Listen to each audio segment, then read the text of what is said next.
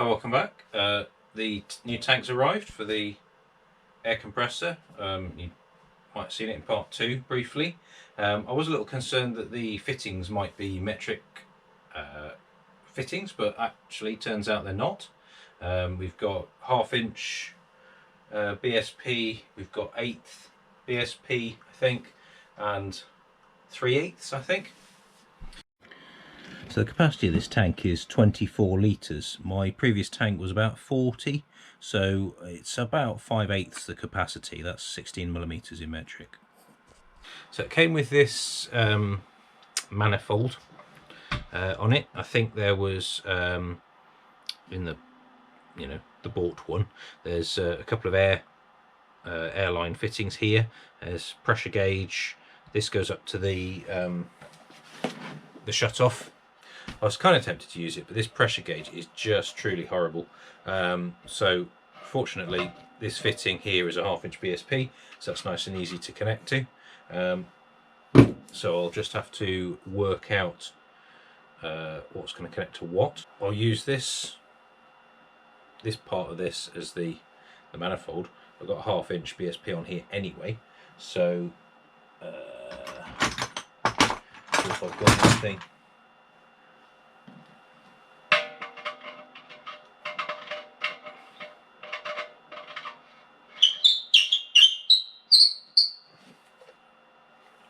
Yeah, so that could be somehow persuaded to go on there. This gauge will read out the tank pressure off there, and then I will hang the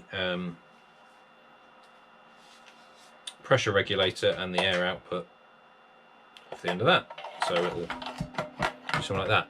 So first off, I'm going to have a look and find out whether I can fit the compressors, or how I'm going to fit the compressors on here. So we've got these flanges here, which I think I can pick up on. So where this arrangement here is welded to these cross pieces, I think if I just chop these cross pieces off, they're roughly the right spacing for the flanges on the tank. And I can reuse the wheels on the tank. I've already fitted some feet to the tank, which I had. They're just a M6 or something fitting, so that's quite good. These wheels that are on this old sack truck, which has been much abused, can go on the back of the compressor, and then whatever's left of this thing I'm just going to chuck, because it was crap when I got it, so there's no love lost there. So let's chop this up. Wheels are on with split pins, cotter pins or something, so that's just a case of straightening those out sufficiently, and then pulling it out. Go.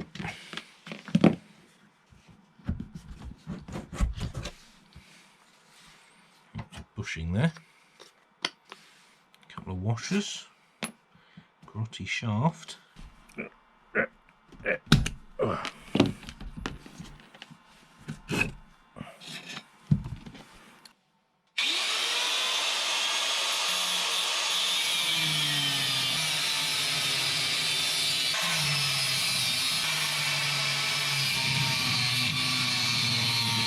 Alright, so I've had a bit of a play with this assembly.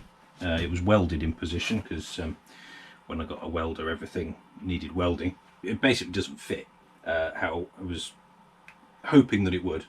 I think what I'm going to have to do, which I was hoping I didn't have to do, is strip this completely down and obviously remake the frame for it to sit on. But it does mean that the compressors get a proper oil change. I can clean everything up properly rather than just giving it a cursory wipe, or wiping while cursing, and I can probably do a bit of a better job on the wiring. So I best get on and strip this thing down.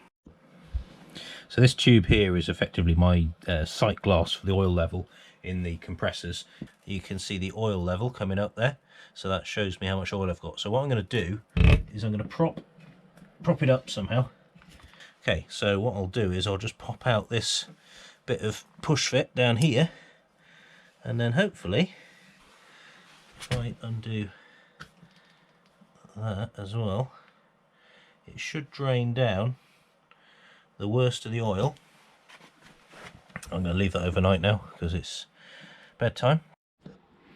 So oil looks good. You can't really see very well because it's a black tray, but it's relatively clear.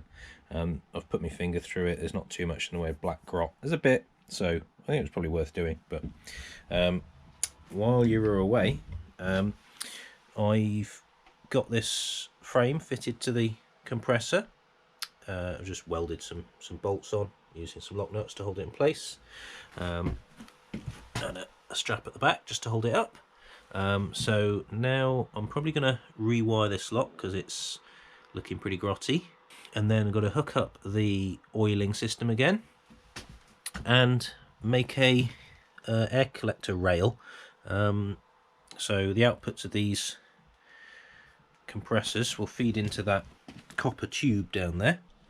So I had a 6mm T-piece, a bit like this. This is an 8mm one, but just for reference, which I've hacked up into 3 pieces. This one I've already turned down with a little shoulder on, so the plan is to drill some holes into that 15mm pipe, sink those in and solder them on. So we're at the front of the compressor now. I've had a bit of a fiddle around with the fittings and so on. We've got a 1/2 inch BSP coming out the top.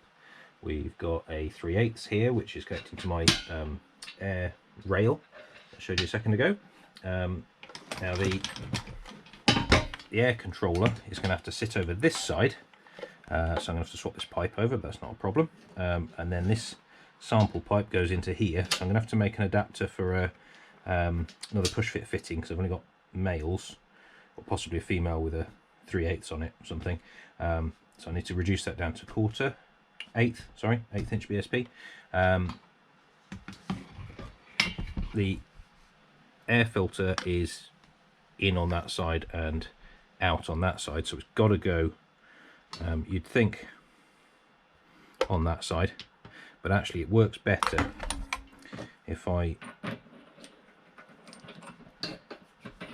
attach a little piece like this, and then we can have this over here like that. So I now need to just get all these joints prepped and sealed before moving on to the next bit. I'm just taking a look at this thing. I've got to swap this over to the other side so I can spin that out, give that a clean up. I need to take that out. Just had a look in there because I wasn't sure quite what was going on, but that appears to be a 4-way port into this thing. I believe this is the air out, because when the compressor stops compressing, it sort of gives a psh. So I think that is just to a connector pipe. But looking at it, it looks like it's a compression fitting for a 6mm pipe. And it's got an olive inside. So I can probably fit that to the fitting on the tank rather than adapting one of these push fit fittings to go in. I can use this to squeeze the end of this pipe in. That will be brilliant. Save me a bit of work. Yes, perfect. Yep, so that definitely goes on there. Maybe it may be for 1/4 inch pipe. It's a little bit sloppy on there, but well, if we can't seal it, I'll just have to do the adapter, but it should squash down.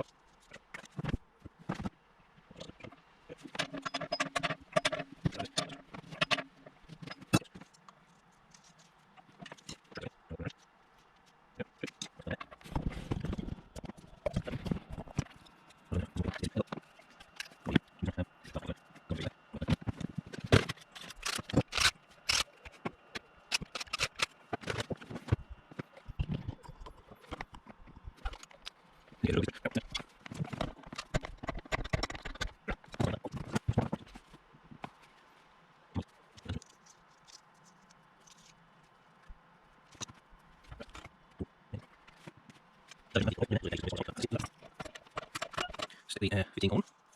Use the gas on this, got lots of thread to play with, so I can do that nice and.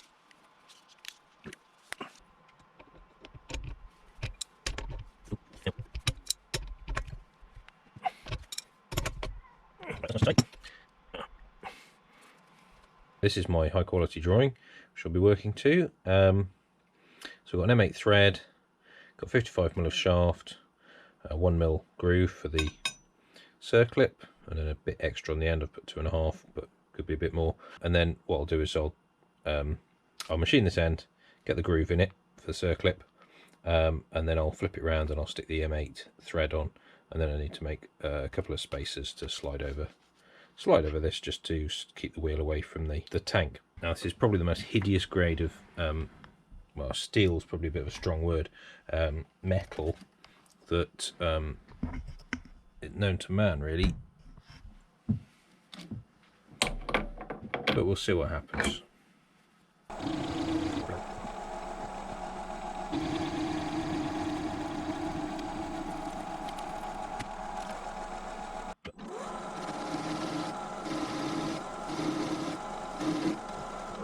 Let's just see if I can get this on.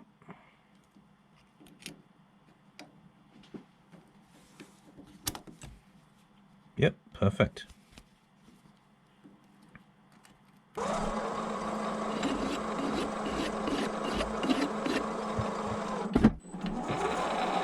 Power feed the part just for fun.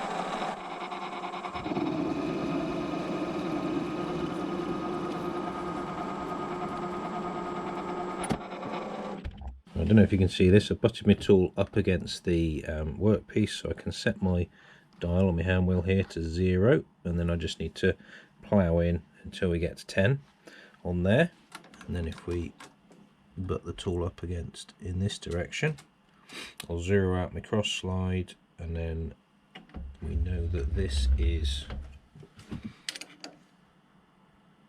11.8 ish, so should be able to go straight into the right size. Going down to 8, so I need to take off 3.8.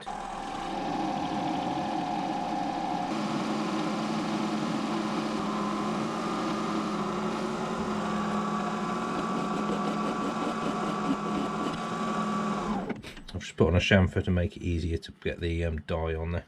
So we then push the tailstock up to the die. Die is braced on the tool post, and I can use the hand wheel on the tailstock to apply pressure, and then making sure that the inverter's off so this chuck can't rip my hand off if I accidentally knock the on-off control. We can gradually start turning the chuck and turning the tailstock hand wheel at the same time to maintain a constant feed or sort of pressure on the hand wheel. Right, that's probably enough to then carry on by hand.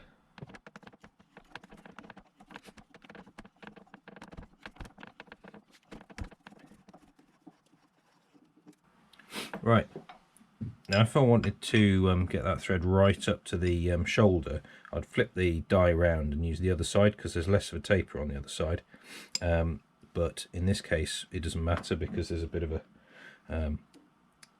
a gap before you get to the nut, so that's fine. Now I've just got to rinse and repeat for the second one.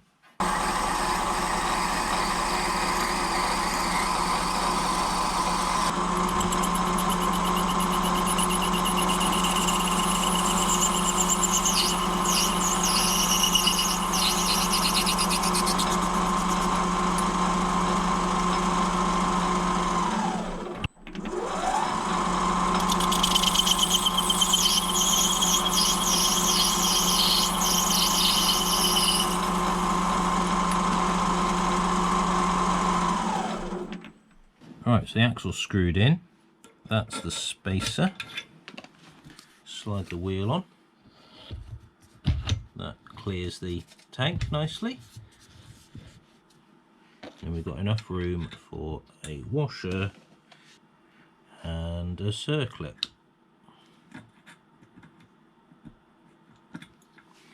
Right, so the winds in like that. It's at the end. You just have to pick it up. Can't think of doing ends, but there's the spacer, there's the wheel, washer, and circlip. Right, we're going to take off the shocks now. Pause.